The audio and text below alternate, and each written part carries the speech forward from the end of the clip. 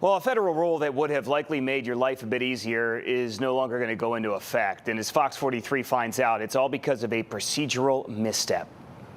If you've ever had to cancel a gym membership or some sort of subscription, you know it can sometimes be harder to do that than it was to break up with your ex.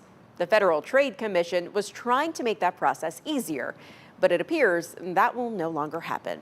The click-to-cancel rule was supposed to go into effect this month.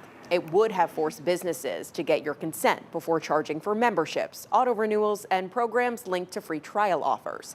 It was supposed to make it as easy to cancel something as it was to sign up in the first place.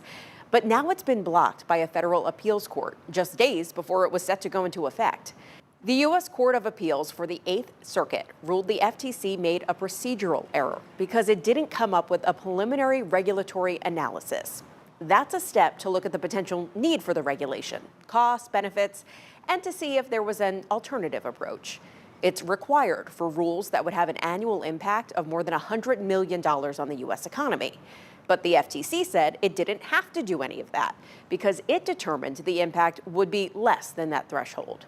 The appeals court disagreed, and because of that, us consumers have now lost that potential protection. Now, there have been several lawsuits brought up against the click-to-cancel rule, most claiming the FTC didn't have the authority to enforce that rule to begin with.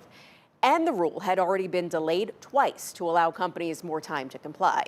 Now, the FTC hasn't commented on the decision yet, but it is moving forward with a trial involving Amazon Prime, accusing the company of enrolling people into the program without their consent and making it difficult for them to cancel the subscription. And if you have a consumer story or scam that you want me to look into, Fox 43 wants to find out, let me know. Email Fox43 Finds Out at fox43.com or join the Fox 43 Finds Out group on Facebook.